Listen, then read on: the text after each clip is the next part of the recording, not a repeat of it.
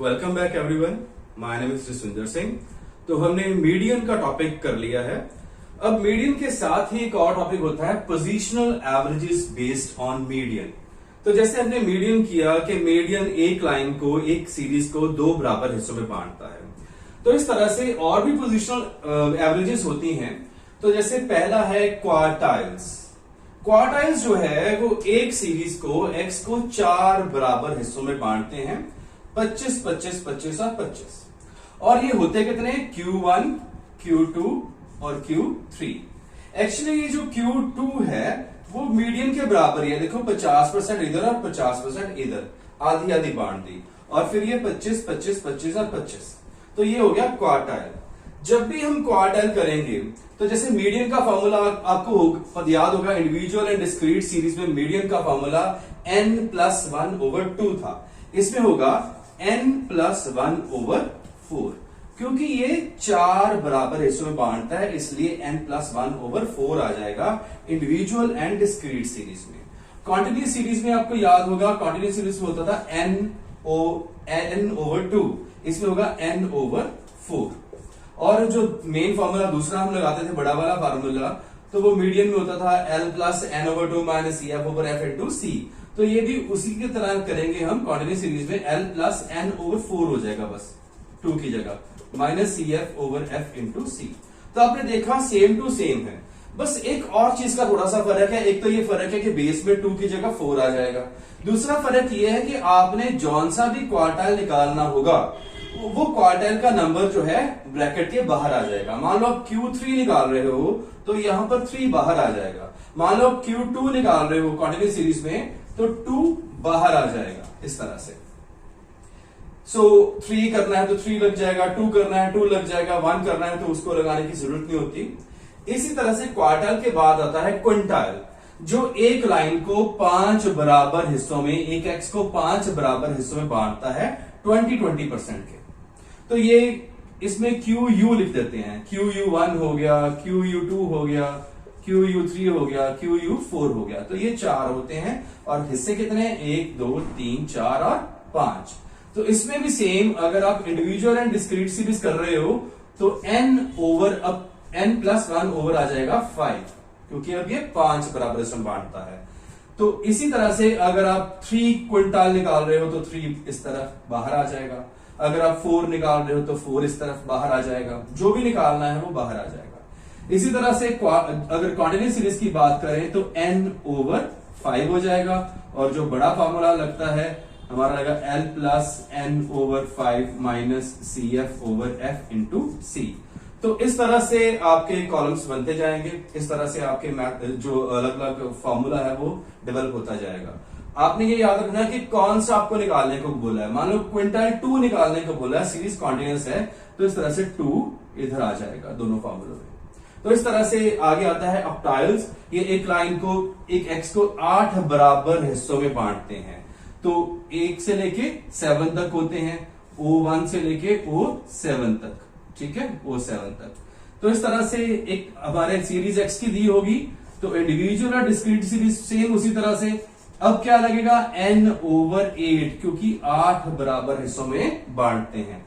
तो उसके बाद जो भी वैल्यू निकालने को बोला है, मान लो 5 ऑक्टाइल बोला है तो 5 यहां बाहर आ जाएगा, ठीक है। इसी तरह से अगर कॉन्टिन्यूस सीरीज है तो n/8 हो जाएगा। और दूसरा फॉर्मूला l+n/8 - CF/f/c। तो देखो सेम मीडियन की तरह ही टॉपिक चलता जाना है, बस एक आपका बेस चेंज हो जाएगा और दूसरा जो उसने निकालने को बोला है, क्योंकि मीडियन तो सिंपल एक होता है, ठीक है। इसमें आपके पास O1 से लेके O7 तक है। मान लो 6 निकालने को बोला है तो 6 इस तरफ आ जाएगा, ठीक है। सो इसी तरह से हमारा डिसाइल है जो 10 बराबर हिस्सों में बांटता है। डिसाइल D1 से लेके D9 तक होते हैं। तो ये 10-10% के हिस्से हमारे हो गए। जैसे इसमें था 25%, इसमें 20%, इसमें 12.5% और इसमें 10% हो गया। तो डिसाइल क्योंकि 10 से बांटता है तो फिर n+1/10 आ जाएगा। किसमें? इंडिविजुअल एंड डिस्क्रीट सीरीज में। और अगर कॉन्टिन्यूस सीरीज की बात करें तो n/10। और अगर दूसरा फॉर्मूला लगाएं तो l+n/10 - CF/f/c। तो इसी तरह से डी कौन सा बोला गया आपको, मान लो D4 बोला गया है इंडिविजुअल सीरीज में, तो इस तरह से 4 आ जाएगा। मान लो कॉन्टिन्यूस सीरीज का आपको सम कर रहे हो तो 8 बोला गया है, तो इस तरह से 8 बाहर आ जाएगा यहां दोनों साइड पे, ठीक है। इसी तरह से परसेंटाइल, वो एक सीरीज को, एक एक्स को 100 बराबर हिस्सों बांटते हैं, 1% के बराबर हिस्से होते हैं 100। तो इसका मतलब इसमें होगा इंडिविजुअल और डिस्क्रीट सीरीज में n+1/100। इसी तरह से अगर कॉन्टिन्यूस सीरीज n/100, और दूसरा हमारा फॉर्मूला L+n/100 - CF/F × C।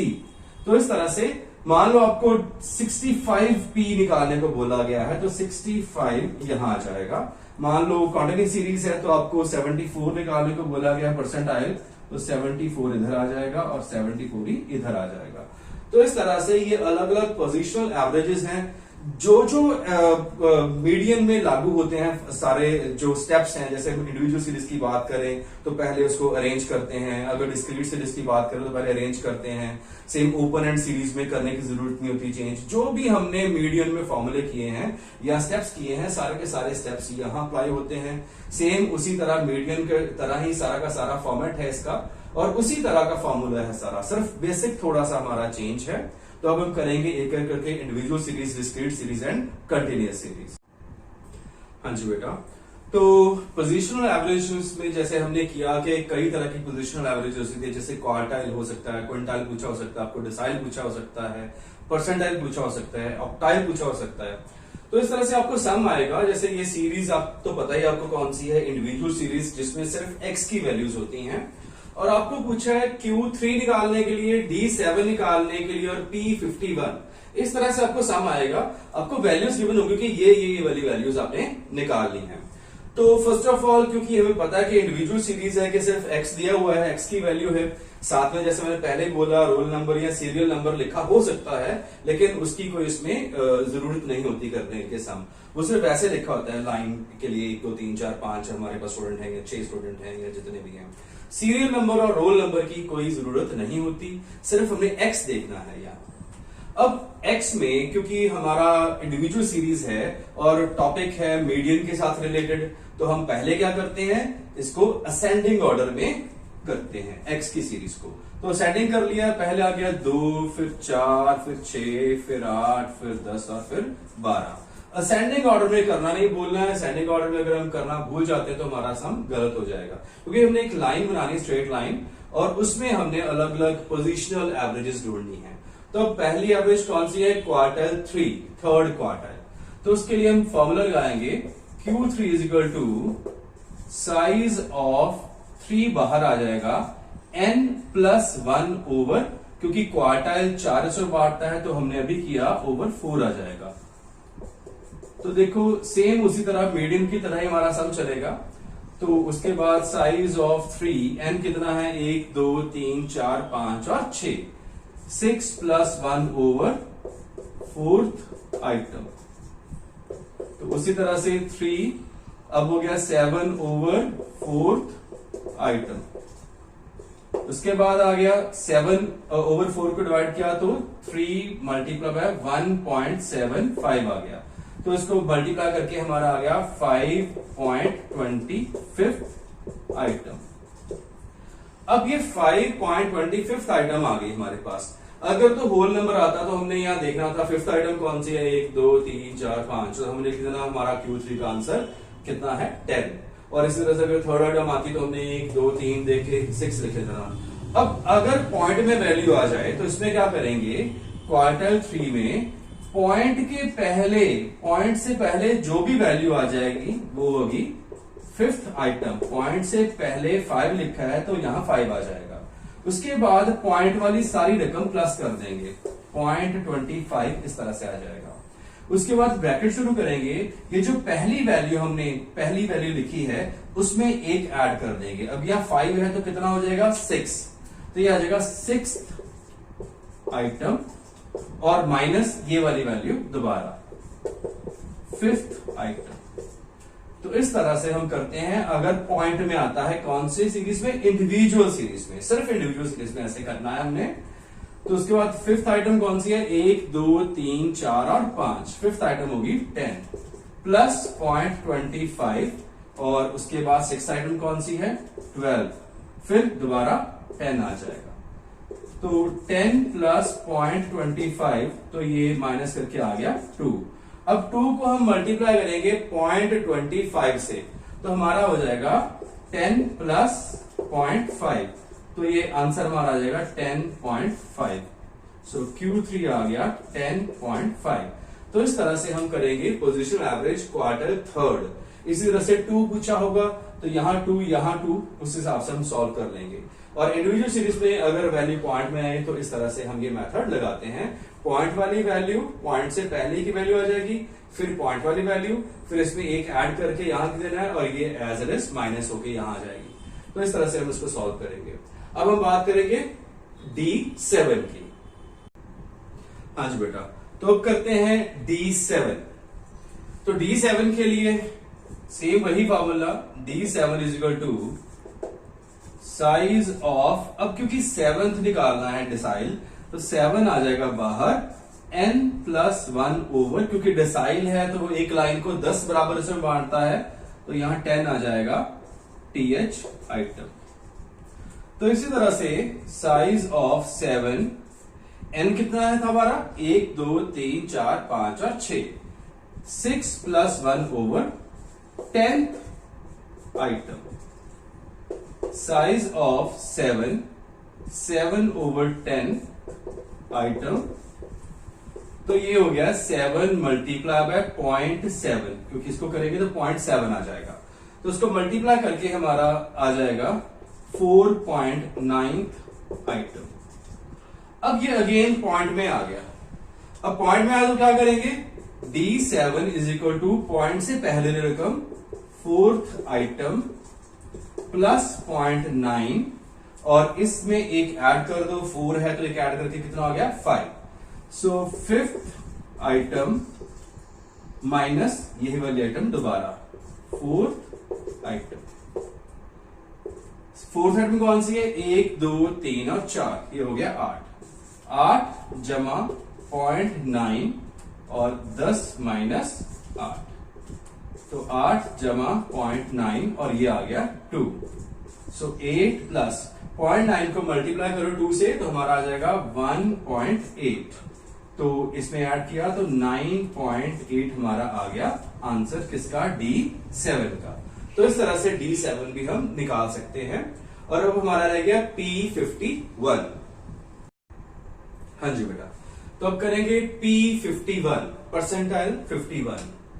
सो उसके लिए हम लिखेंगे P51 is equal to size of, अब 51 ब्रैकेट से बाहर आ जाएगा n प्लस 1, क्योंकि परसेंटाइल है और वो कितने हिस्से बांटता है 100, तो यहां आ जाएगा 100 item. So size of 51, n कितना है 6 प्लस 1 ओवर 100 आइटम। सो ये हो जाएगा 51 7 ओवर 100 आइटम। तो ये करके 51 मल्टीप्लाई बाय 0.07। तो अगर हम ये करेंगे आइटम तो ये हमारा 51 मल्टीप्लाई 0.07 करके हमारा आ जाएगा 3.57 आइटम। अब ये 3.57 आ गया, सेम हम जैसे पहले कर चुके हैं। P51 is equal two point से पहले वाली value 3rd item plus 0.57 point वाली वैल्यू, ब्रैकेट शुरू। ये जो आइटम है इसमें एक बढ़ा देंगे, ऐड कर देंगे, 3 है तो कितना आ जाएगा 4th आइटम माइनस सेम यही वैल्यू 3rd आइटम। अब ये 3rd आइटम कौन सी है 1 2 3 6 हो गया, तो 6 प्लस 0.57 और 8 माइनस 6, सो 6 प्लस 0.57 यहां आ जाएगा 2, और 2 को 0.57 से मल्टीप्लाई करोगे तो 6 प्लस 1.14 आ जाएगा, और ये हो जाएगा हमारा 7.14। कौन सा P51। तो मैंने आपको क्वार्टाइल निकालना दिखा दिया, D7 डिसाइल भी दिखा दिया और P51। इसी तरह से क्विंटाइल अगर QU वाला आ जाएगा तो सेम इसी तरह से आपने करना है, बस थोड़ा सा फॉर्मूला चेंज हो जाएगा क्योंकि वो एक लाइन को 5 बराबर उसमें बांटता है तो ओवर 5 आ जाएगा। ठीक है, तो इसी तरह से जो भी वैल्यू आपको आए निकालने तो इजीली आप निकाल सकते हो। सेम यही सारे स्टेप्स करने हैं, बस ये ध्यान रखना है कि कौन सी वाली वैल्यू पूछी है, क्वार्टाइल पूछा है, क्विंटाइल पूछा है, डिसाइल पूछा है, ऑक्टाइल पूछा है या परसेंटाइल पूछा है।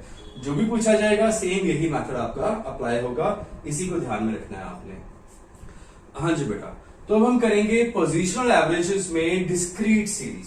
तो डिस्क्रीट सीरीज जैसे आपको पता है कि हमारे पास एक्स की वैल्यू गिवन होती है और फ्रीक्वेंसी गिवन होती है इसमें।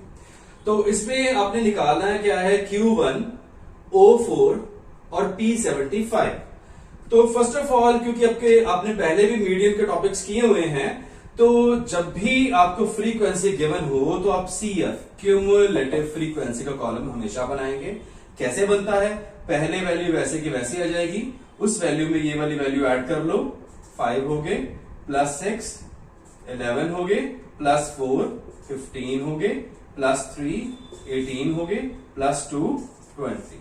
तो यहां पर आ जाएगा n हमारा 20। तो इसको CF बनाने के बाद जैसे हमें पता है कि पहले Q1 फर्स्ट क्वार्टाइल निकालना है, तो फॉर्मूला लगाएंगे Q1 is equal to size of n plus 1 over 4th item. और आपको पता है कि क्वार्टाइल जो है एक लाइन को 4 हिस्सों में बांटता है, x को इसलिए और 4 आया है। उसके बाद हमने करना क्या है, बस इसको सॉल्व करना है। n कितना है हमारा 20, सो 20 प्लस 1 ओवर 4 हो जाएगा। उसके बाद size of 21 over 4th item आ जाएगी। 21 ओवर 4 डिवाइड करोगे तो आ जाएगा हमारा 5.25 आइटम। तब 5.25 आइटम जो हमारी आ गई, तो इसमें क्या करते हैं डिस्क्रीट सीरीज में, CF में देखते हैं कि 5.25 कहां लाई करता है। अब ये जो 5.25 है 2 में तो हो नहीं सकता, 2 से बड़ा है, 5 में भी नहीं हो सकता, 5 से बड़ा है, किसमें होगा 11 में। तो 11 का हमने देखना है x कौन सा है, 11 का x है 6, तो सीधा हमने Q1 is equal to 6 answer लिख देना। तो इस तरह से हमारा आंसर आ जाएगा।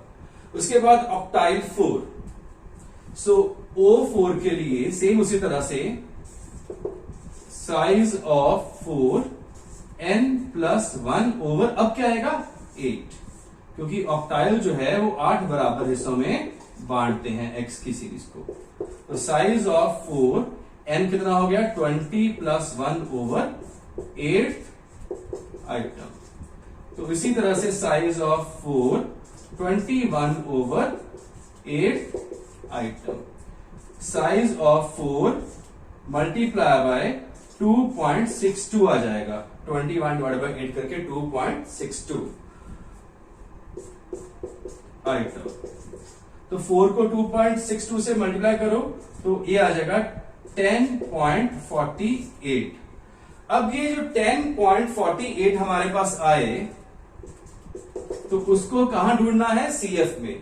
10.48 को CF में ढूंढेंगे कि किधर लाई करता है, 2 में नहीं है, 6 में नहीं है, ये भी किसमें है 11 में, और इसका x देखेंगे कितना है 6।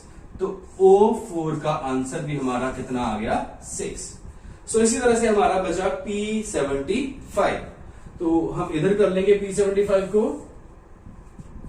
सो P75 is equal to size of 75 n plus 1 over 100, क्योंकि परसेंटाइल एक x की सीरीज को 100 बराबर हिस्सों में बांटता है।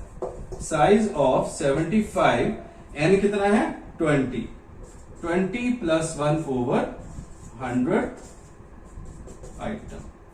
तो इसी तरह से साइज ऑफ 75 21 ओवर 100 हो गया 100। उसके बाद आ गया 75 मल्टीप्लाई बाय 0.21 आइटम। तो 75 को 0.21 से मल्टीप्लाई किया तो हमारा आ जाएगा 18.75 आइटम।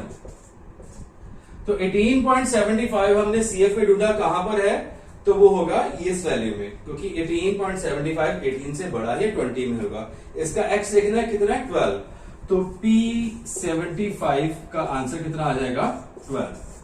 तो इसी तरह से आपको जो भी चीज पूछी गई होगी, जो भी वैल्यू निकालने के लिए कही गई होगी, तो आपने इसी पैटर्न से वो वैल्यूज निकालते जाना है। चाहे आपको जैसे इसमें क्वार्टाइल 1 पूछा था, O4 पूछा था, P75 पूछा था, तो आपको हो सकता है डिसाइल पूछा जाए या परसेंटाइल 46 पूछा जाए, जो भी पूछा जाएगा इसी पैटर्न से आपने उसको सॉल्व करते जाना है।